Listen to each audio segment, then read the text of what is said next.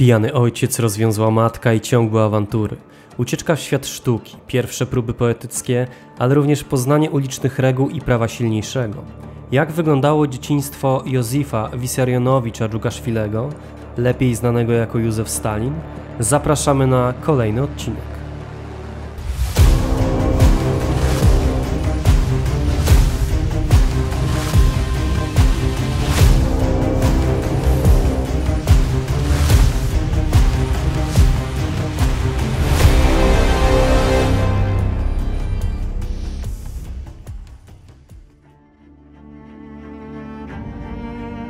Gruzja to dzikie i piękne miejsce przez wieki, opierając się obcym najazdom, zdołało zachować swoją oryginalną kulturę.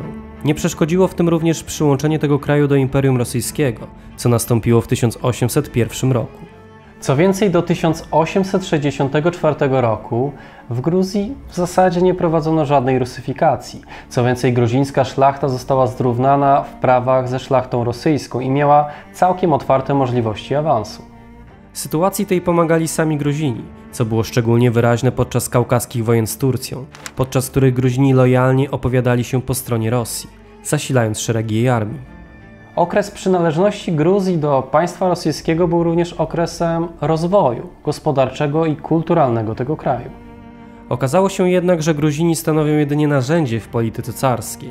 Po zwycięskich wojnach z Turcją i stłumieniu powstań urządzanych przez muzułmańskie ludy północnego Kaukazu, Gruzję zaczęto traktować jako obszar podbity i poddano go rusyfikacji.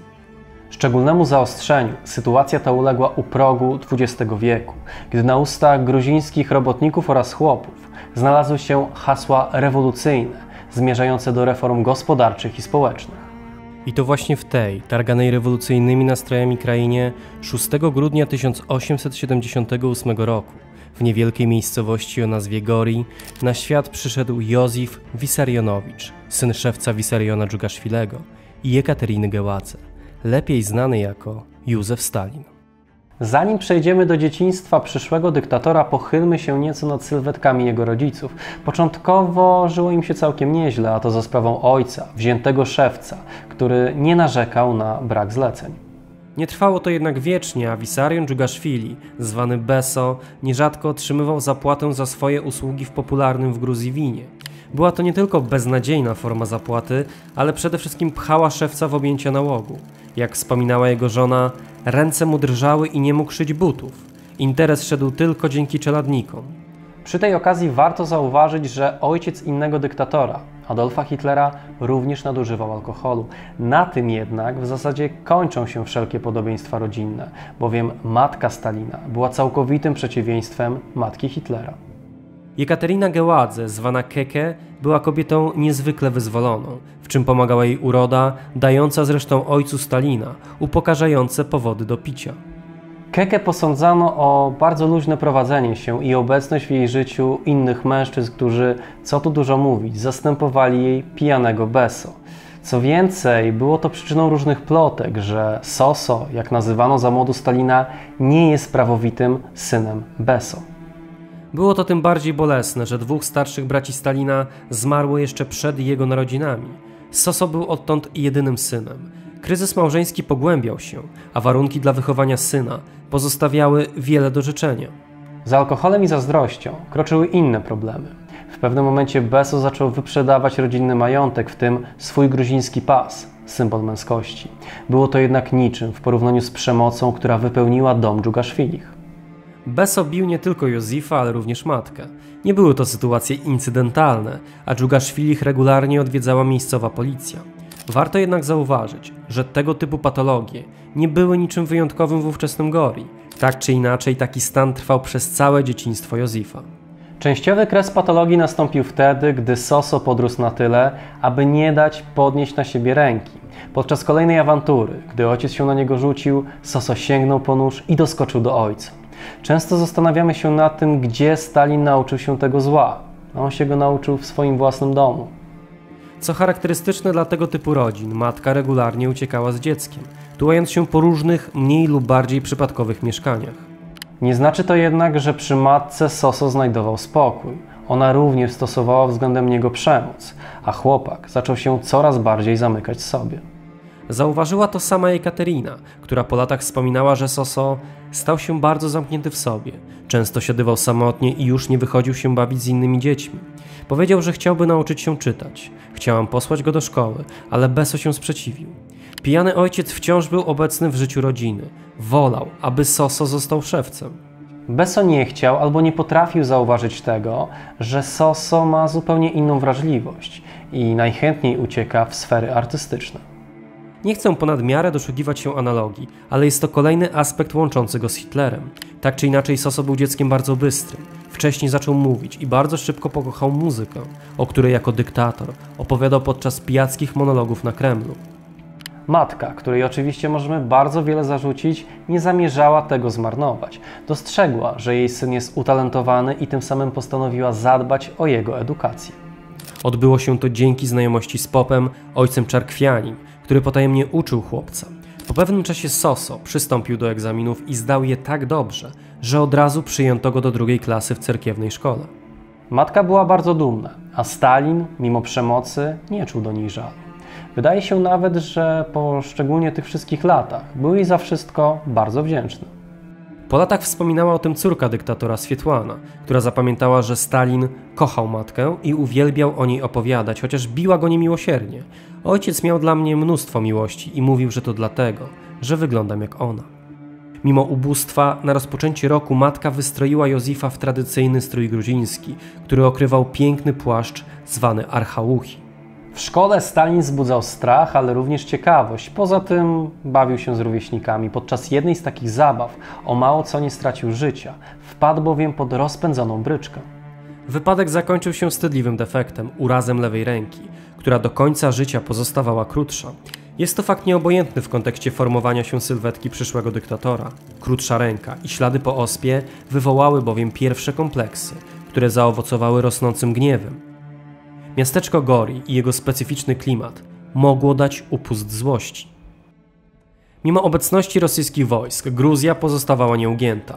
Powszechna niechęć do władzy zaowocowała ogólną deprawacją społeczną i skłonnością do anarchii. Stalin wychował się w centrum tych nastrojów, na ulicy. To właśnie tam Stalin nauczył się, że brawura i przemoc potrafią być dużo bardziej skuteczne, aniżeli niekończący się dialog. Przy okazji Stalin wykazywał bardzo duże predyspozycje do toczenia bójek. Ukazały się tym samym najbardziej charakterystyczne elementy jego charakteru, takie jak upartość, mściwość oraz uwielbienie przemocy. Równolegle Soso zdradzał zainteresowanie sztuką. Malował, pięknie śpiewał i sporo czytał. Podjął również pierwsze próby poetyckie. Stalin już od najmłodszych lat stanowił zlepek wzajemnie wykluczających się cech. 6 stycznia 1890 roku miał miejsce kolejny wypadek, który mógł zakończyć życie Stalina. Gdy wychodził z cerkwi, pędzący powóz wjechał w tłum i poważnie zranił chłopca, który stracił przytomność i doznał poważnych obrażeń nóg. Do końca życia chód Stalina pozostawał bardzo toporny, co pogłębiło tylko pozostałe kompleksy. Co gorsza, głośny wypadek przywołał pijanego Beso, który postanowił zabrać syna i przyuczyć go do zawodu, wobec czego matka była po prostu bezradna, a syn rozpoczął pracę w fabryce. Zarabiał miernie, mieszkał z ojcem w jednym pokoju i co istotne z punktu widzenia późniejszego przywódcy światowego proletariatu, doświadczył trudów życia robotnika. Na szczęście dla Stalina bardzo szybko przypomniała sobie o nim jego matka, która wyrwała go z tego koszmaru i ponownie osadziła w szkole. Pijany Beso oczywiście się awanturował, co zakończyło się chwilowym zerwaniem wzajemnych kontaktów. Wspomniane wydarzenia pogłębiły introwertyzm chłopca, co nie przeszkodziło jednak w nauce. W lipcu 1893 roku, mając 15 lat, Stalin wybitnie zdał egzaminy, co otworzyło mu drogę do seminarium. Co prawda Stalin już wtedy był zadeklarowanym ateistą, jednakże zdawał sobie sprawę z tego, iż seminarium jest jedynym kluczem do uzyskania wiedzy. Na miejsce nauki wybrano szkołę w stolicy Kaukazu, Tyflisie, czyli dzisiejszym Tbilisi, stolicy Gruzji. Próg seminarium Stalin przekroczył 15 sierpnia 1893 roku. O Stalinie w seminarium powiedziano już bardzo wiele, najczęściej sprowadzając narrację do wniosków dotyczących tego, jak bardzo człowiek może się zmienić. Z jednej strony kandydat na duchownego, a z drugiej krwawy dyktator. Jak już jednak podkreśliłem, Stalin był zadeklarowanym ateistą, a seminarium było jedynie pewnego rodzaju sposobem do uzyskania niezbędnej wiedzy. Tak czy inaczej pobyt w seminarium mocno wpłynął na Stalina. Z dnia na dzień zawzięty bojówkarz został zamknięty w dormitorium i nakazano mu studiować pismo. Dużo bardziej pociągała go jednak poezja, którą zaczął tworzyć, wysyłając swoje udane poetyckie próby do redakcji gazety Iweria. W połączeniu z pięknym głosem i umiłowaniem poezji ze Stalina, który przybrał pseudonim Soselo, wyrastał niemały artysta. Wyjaśnia to zresztą późniejsze słabostki dyktatora, który podziwiał chociażby Osipa Mandelsztama. Gdy kazał go aresztować, wydał jedynie instrukcję izolować, ale zachować przy życiu. Podobnie postąpił z geniuszami pokroju Szostakowicza czy Buchakowa. Stalin kojarzył się jako prostak i gbur. Była to jednak maska, pod którą skrywał się człowiek o wszechstronnej wiedzy i dużej wrażliwości. Lata w seminarium upłynęły Stalinowi na kolejnych konfliktach z nauczycielami, ale również, czy może przede wszystkim, na czytaniu zakazanej lektury. Począwszy od Wiktora Hugo, po antycznych klasyków, sięgnął w końcu po Karola Marksa, a komunizm zaczął wypełniać życie Soso.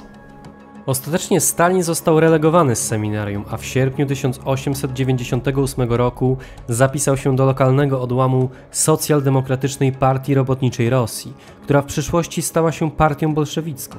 Rozpoczynał się nowy okres nie tylko w życiu Stalina, ale w szerszym ujęciu całego świata.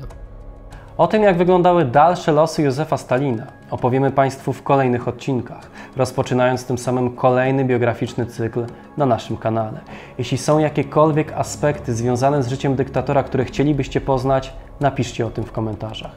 A póki co dziękujemy Państwu za uwagę i do zobaczenia w kolejnym odcinku.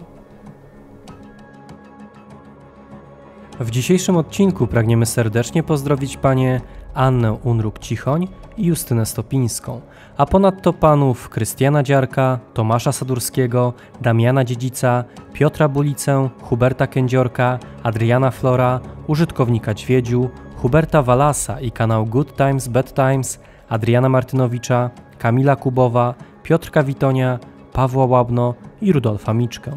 Ty również możesz mieć wpływ na tworzone przez nas materiały. Dołącz do nas już dziś na platformie Patronite. Zachęcamy do obserwowania naszych pozostałych mediów społecznościowych, na których znajdziecie wiele dodatkowych treści, ciekawostek, zapowiedzi odcinków i materiałów zza kulis.